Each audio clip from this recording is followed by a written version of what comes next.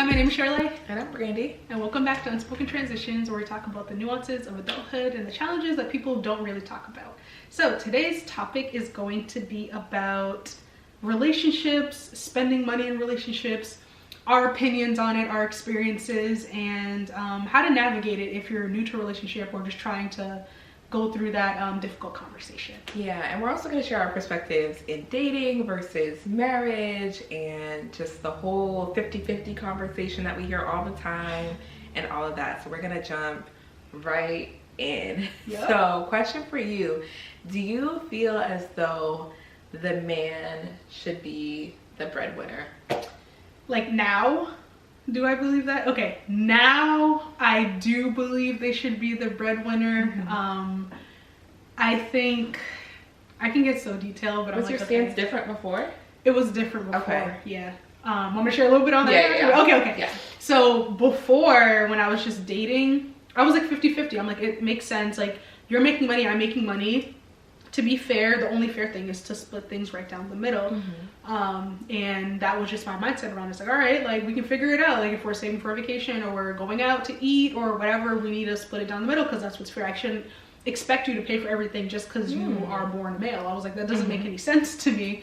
And now being married, it feels different because like I think there's just a different level of being provided for and being cared for in that regard that kind of just comes in a marriage. So to answer the question, this is gonna be so controversial. In dating, I think that I think 50-50 is fine in dating. Like you are with each other, you're in a relationship, but I don't think there should be the full expectation to do everything, like to make it 70-30, for example, or any of the amounts until you are in a commitment for life, essentially. That's how I see it. It's kind of like, have you seen those TikToks where it's like, make me dinner, and she's just like, I ain't got no ring, so like I'm not doing. So I see it kind of like that. It's like, okay, you can unlock certain packages once you get married, but we're unlocking packages now. Like, Subscription.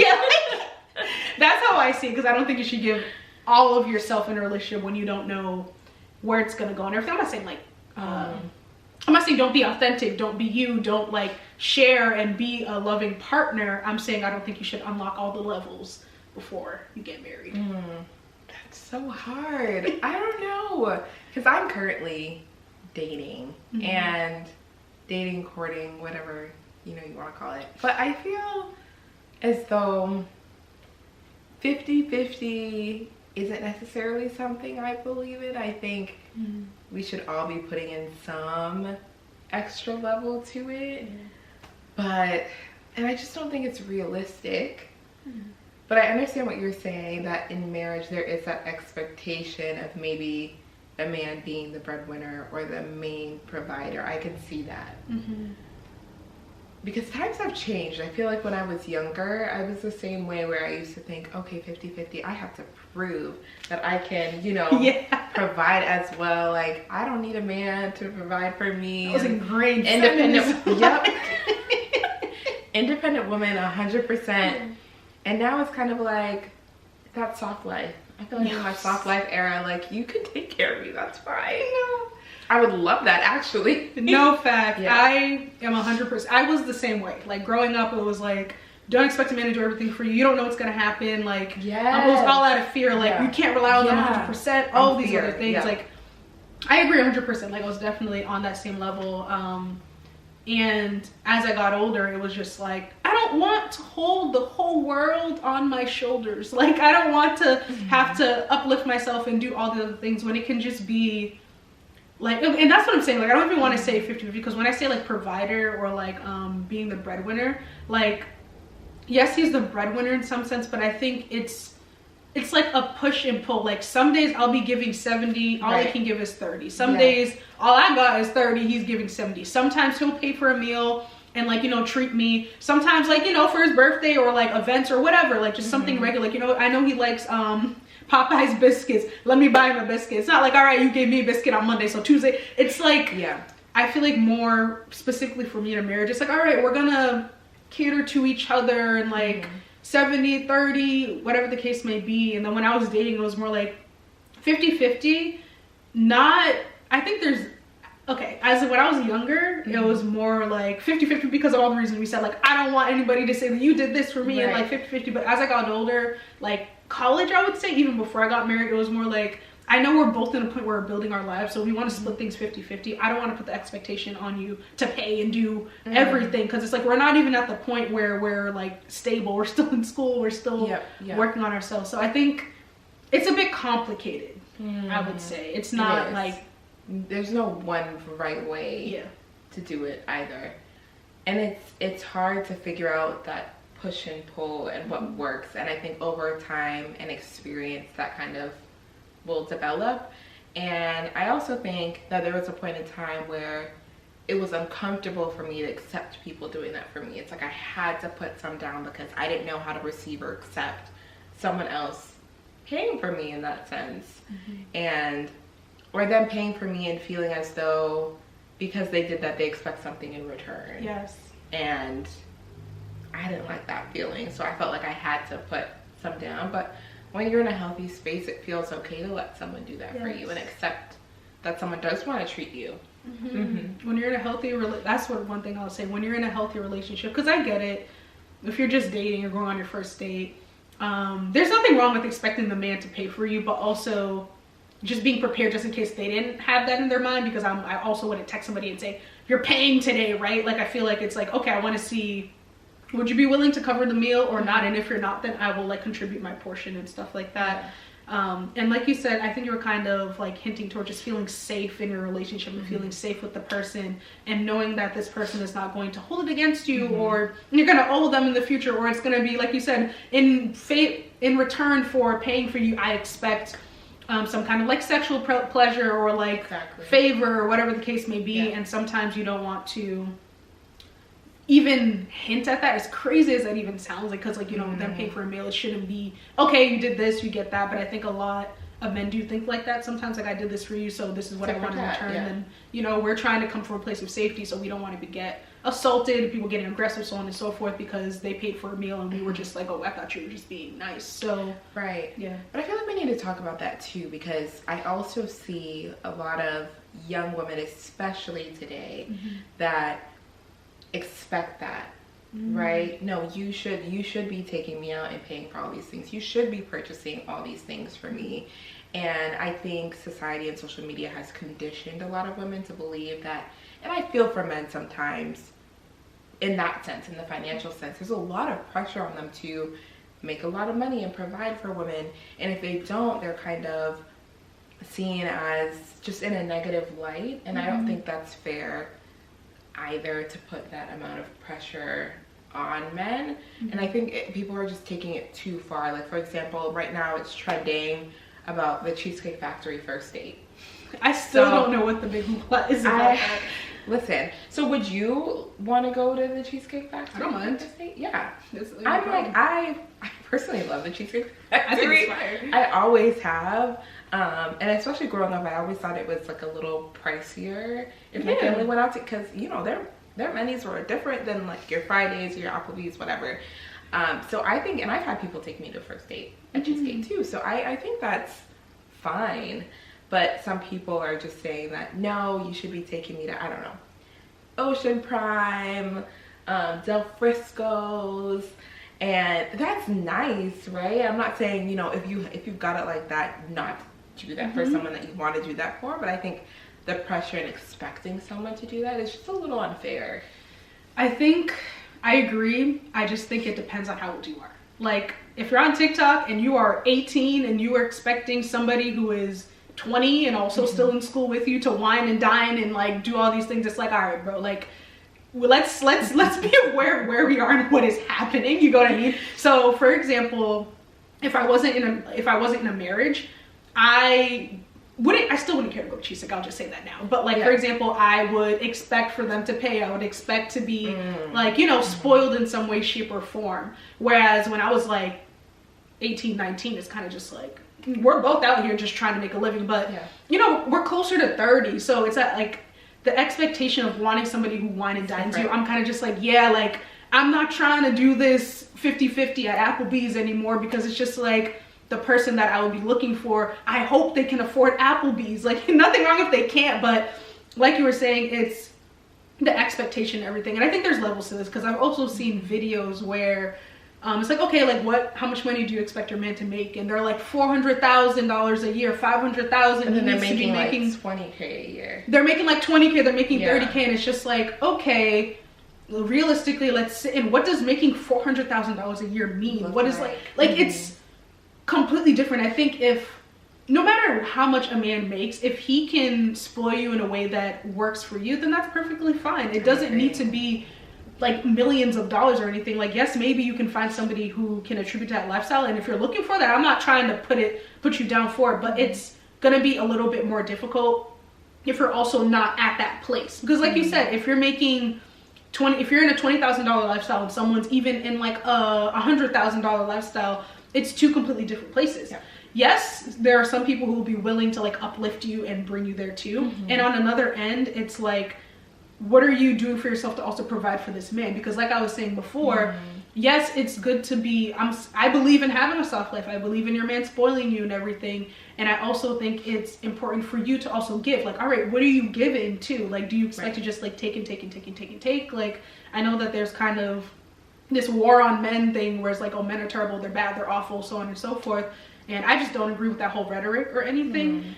I just think there's nothing wrong with wanting someone to wine and dine you. There's nothing wrong with finding the rich man. There's nothing wrong with that. I just think that we need to reflect back on ourselves and also think about what we are willing to give the person to, and not just think of ourselves, because I think that's just a slippery slope for just selfishness and just like, you know, greediness and everything. And kind of the mindset where like, if you don't find a man to provide a 500K lifestyle for you, what do you plan on doing for yourself for you to live the life that you want to live? Like, are you just relying on this man to do so, or like, how are you working on yourself to get there? Like, again, nothing wrong with wanting a high value man, because I also do think that there's like, money is a portion of it, but it also isn't everything. Like, it's not. It's like, there's qualities, characteristics. There are people with so much money and they're terrible people. So I think, talk about it. Yeah, like, you can spoil people in so many regards. Like, there's so many ways to do it. So if you're only focusing on money, I think it's important to reframe. But if you're looking for a man to, like, you know, open the door for you, like, wine and dine you sometimes and everything. But if a man, if he loses that in a year, are you gonna drop him because he can't wine and dine you anymore? Does he have characteristics that you can really resonate with, and like someone you want to stick with in the good and bad? Like, it's so many. Yeah, but we're also not saying that finances aren't important either, because I think that's a key piece too, because people are like, well, love should be enough. Finances are pretty important, and I think it's one of the biggest challenges that a lot of people face, from what I've seen in research in relationships, is a lot of arguments and divorces or etc. are stemmed from financial issues.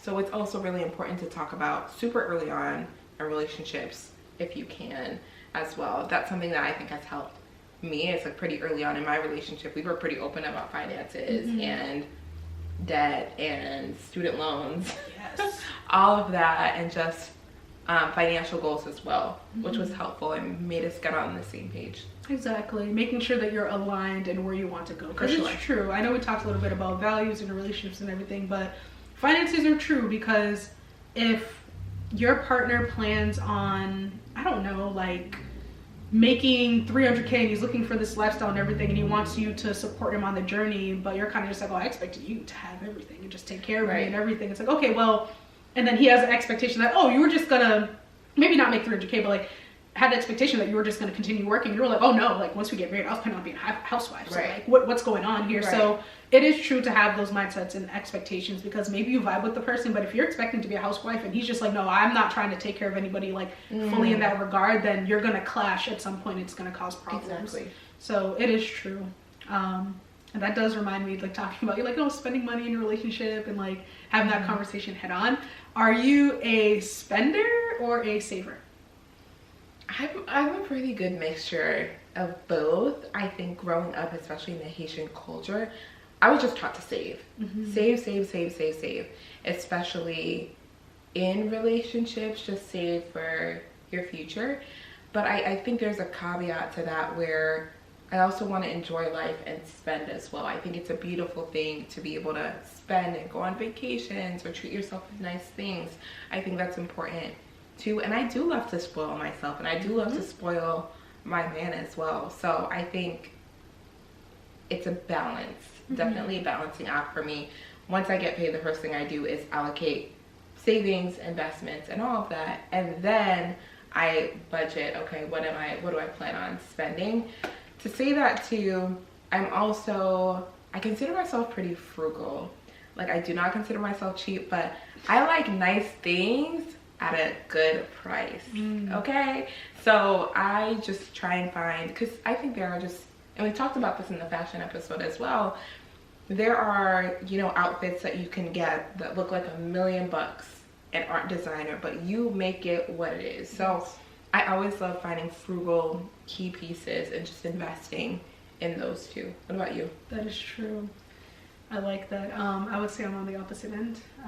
I am a spender. You're a spender? I am a spender. I've gotten significantly better, but Okay. I feel like now I have a balance. I'm like where you are, but it has not always been there. I've always been the one where it's just like, I'm buying clothes, I'm buying everything I want. I don't care if it's like $2 left. I'm trying to live my best life. Like, I was always living constantly in the present in a bad way, because I'm just like, money will come back, I'm gonna spend it, we're gonna do it. And don't get me wrong, I've created some really great memories. And also, I think about times where it's just like, you really shouldn't be this is the 5th time you pulled from your savings this month to buy a t-shirt, sis. You need to stop. Like, and then the next year I throw all those away. So I'm just not, I was doing everything I wanted in the present moment and was not thinking of future self at all. And I think if I was just a little bit more disciplined back then, like, who knows how much I would have saved now. But I was just so, I want what I want when I want it, and I'm gonna get it. It wasn't until, honestly, me and Eli started talking where he was just like, hey, you should probably save. I was like, save for what? What's the reason? I was like, we don't need to save. Or I'd be like, I'll save like $20 every 2 weeks, and then I'd pull that $20 like the next month or whatever. So I've been a spender, but I think what works for us is just being able to have a budget where it's like you allocate money a certain place, you have your money to spend, you have your money to save for vacation, you have your money just allocated to different areas, so that like you guys are on the same page. You have that conversation about budget in the beginning, right? Like, all right, this is what I want to do this year, this is how much I want to spend, this is how much bills are, this is how much like what I need is, and then just allocating it that way so that you both are on the same page and that you're spending money accordingly. But it wasn't up until like 4 or 5, 6 years ago where I actually started to take it seriously. And even then it wasn't as seriously as I should have taken it. So because I was willing to compromise and listen and understand that although it's good to, like, you know, spend money, like go on a vacation, go out to eat with your friends, you need to have a balance, because if you don't, you're gonna be spending. Like, I was talking to one of my cousins the other day, and her manager was explaining how she wishes that she saved more money, because now she's like in her late 30s and 40s, and she has like no savings. Like, she can't leave much to her kids and everything. She can't set her kids up for the life that like she would want them to have, because she was living for the ski trip, she was living for the dinner, she was living for the vacations, and those were fun and great in the moment. But it's like, now if I wanted to gift my kids a deposit for a house, can't do it. So that's really tough.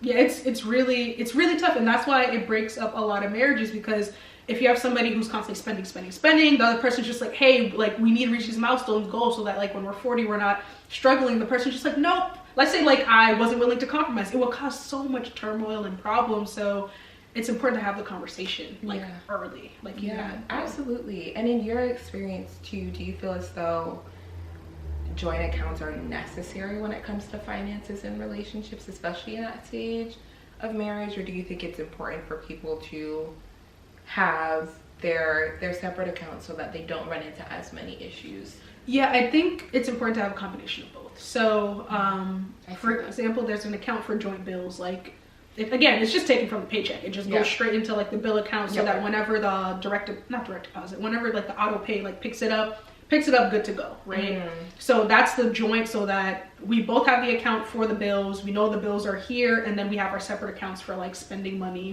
or whatever the case may be. So I say a balance of both, just so that you're not thinking like, oh, I need to send X amount this week, I need to send X amount this week. It's like, okay, the money is here, it'll be taken care of. Or I need to consult with them to figure out if I can spend something on what I want to spend it on. Yeah, I know it works for some people, but personally, like, I just wouldn't like it. I feel it's kind of like, all right, like, pay the bills, that's what we pay together, all right, like, let's have like some separate money to do what we want to do. Yeah, your own interests, hobbies. Exactly. Not have to explain yourself. And like, oh, I just spend like 20. Not that you should be able to have a joint account, not then like policing everything. But I feel like when everything's right in front of you, it's just like, oh, what was that spent on? Like X, I think, oh, I thought X amount of money I was gonna use it on this, and maybe they spent it, and then it just turns into a whole hoopla of stuff. I think if you just have your money allocated, then it's easier for you to just spend money on your personal stuff, do what you need to do without potentially spending the money that they were planning on spending, and then that causes conflict. Issues. Yeah, for sure.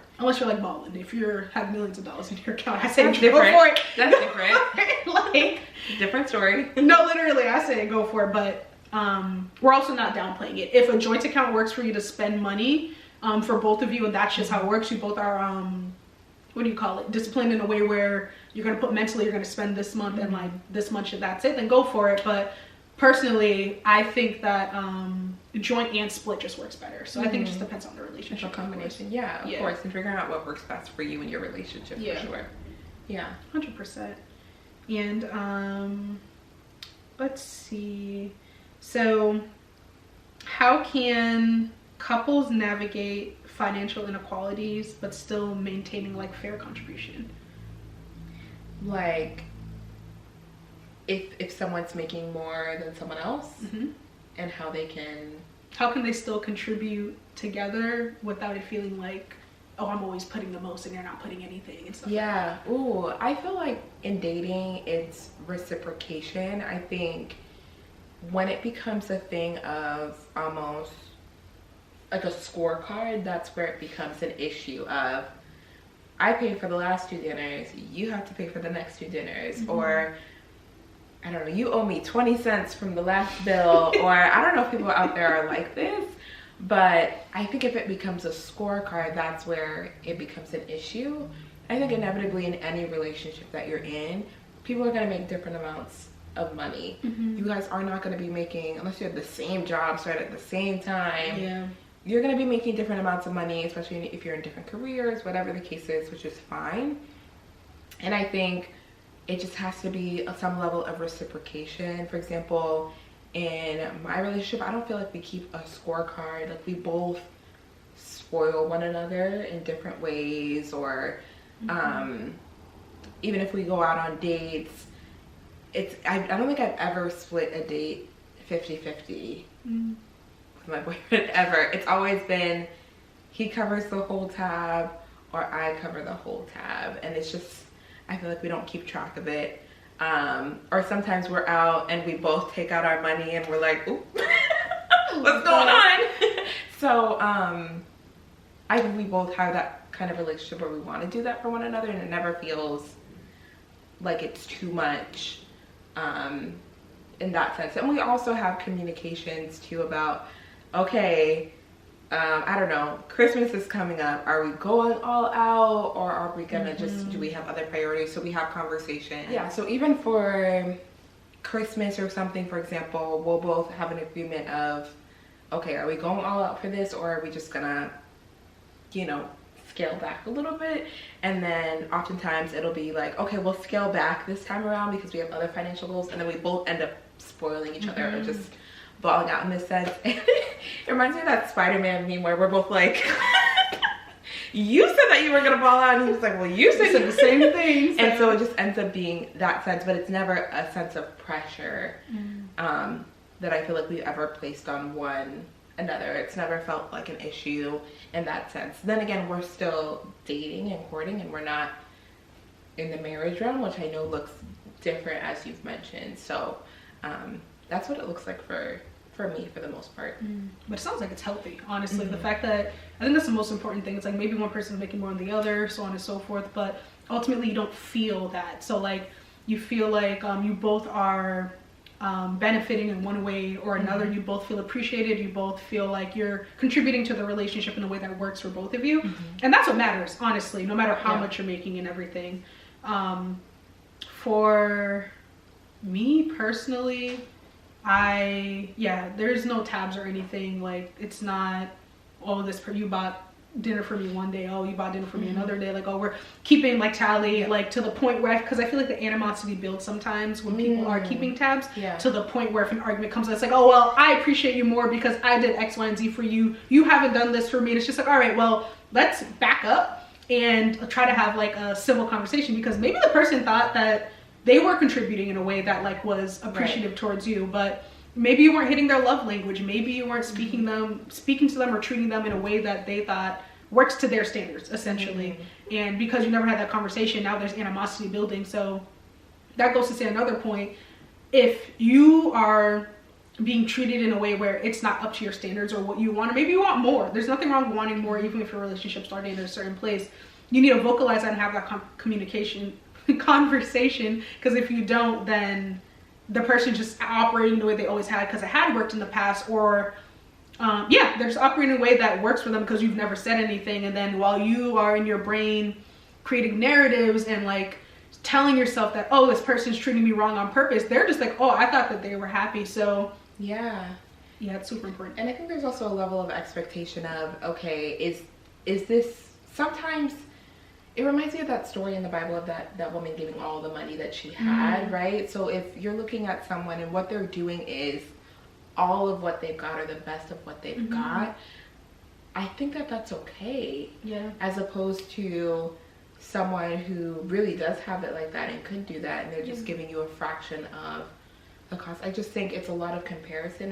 We just have to be realistic with one another, especially in relationships of, okay, this date is everything that this person had, as opposed to, I don't know, like, oh, I want to go to Del Frisco's and not cheesecake, so I don't care if this was like your last paycheck and you've been saving this for months. Right. I want it to be wine and dine. It's like, you seem crazy. Yeah, exactly. And I always say for me, it's the sentimental things, and a lot of times those don't cost a lot of money, or just the thoughtful things. Exactly. It's them, appreciating you, them being there for you, like literally physically through the phone, whatever the case may be, that honestly builds a foundation of the relationship. And again, we're not saying, oh, money's not important and only care about the heart, because we talked about Izzy and Stacy last time, and we clearly that's not the case. But ultimately, it is true to also don't jump into the victim mindset again, where it's just like, oh, this person, like, I can do better, I'm like the best or whatever, and this person is nothing because they can't do this for me, they can't do that. It's like, your point is very true. Where are they? Can they do that right now? Is something happening to them mentally, physically, spiritually, whatever, that is affecting their ability to give to you? Have you vocalized what you want in the relationship? It's not there, and they're just not like there in life or anything like that, where you maybe pictured yourself and them to be. That's okay. If you're not willing to be on the journey with them, and you're just like, you know what, I just want better for myself, like what they are providing just isn't enough for you. Like, if you're not willing to wait for them to get there, or you just feel like it's been too long. Even thinking about Issa Rae and her guy in Insecure. Did you see Insecure? Watch Insecure? No. Did you finish it? No. Start it? No. Ever gonna watch it? I know about, okay. There was a guy that was kind of like, wasn't he like a bum or something? Okay. You're close. No, for lack of better terms. Yes, like she wasn't where she wanted. He wasn't him. Where she wanted him to be. Exactly. Okay. And he kept saying like, oh, I'm gonna do tech, I'm gonna do these things, I'm gonna like make all this money and everything. And she was just like, well, it's been year 1, year 2, year 3, year 5. Like, I don't see you doing anything. This is starting to get on my nerves because I'm trying to elevate myself. I'm trying to, like, be in a better spot. She wasn't there yet, but she was just getting tired of the same excuses and him not making progress. So ultimately, she ended up leaving, not in a healthy way. She cheated. That's just an unfortunate circumstance. But like, she got so fed up and frustrated that like she had to, she just cheated to get out, essentially, where they could have, and then she immediately regretted it. But we're not even gonna jump on that. It's just, all in all, if they're not there yet, just leave. You don't need to come up with the excuse. You're not a bad person for doing so.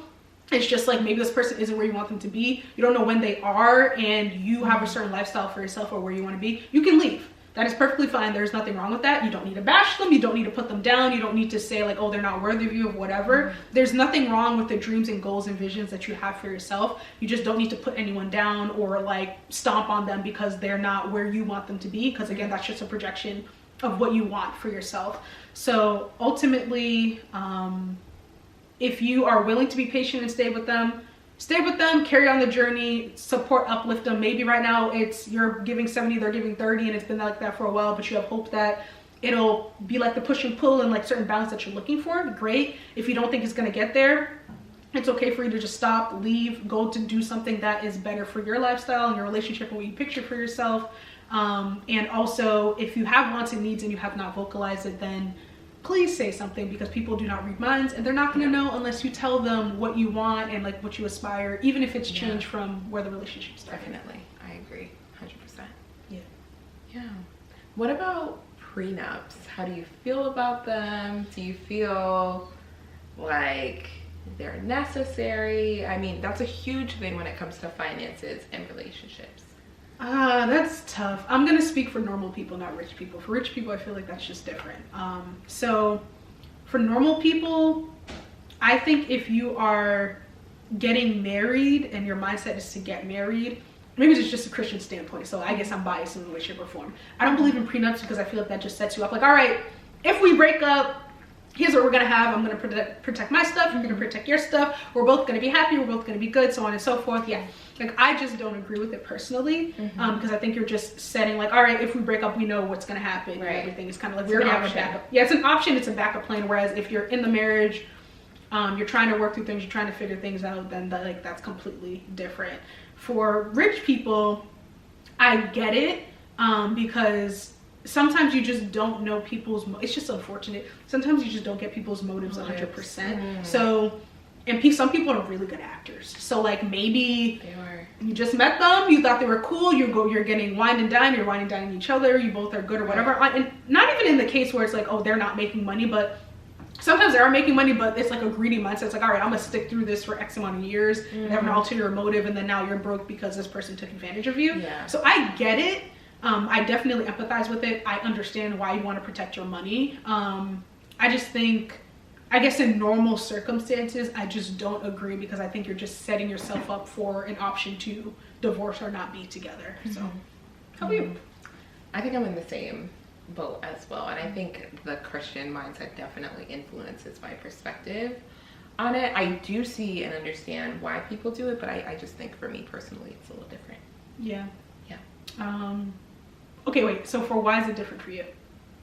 Because of my Christian mindset. Christian, yeah. Okay, I just want to make sure. Yeah. I was just like, wait, did I miss it? But no, it's true. Like, so I guess we're biased in some way, shape, or form because of like Christian spirituality, but maybe there's some other reason that like we're not seeing and stuff like that. But all in all, thank you for listening. If you like this content, please share with a friend who would like this content. And we will see you next week. Bye, y'all.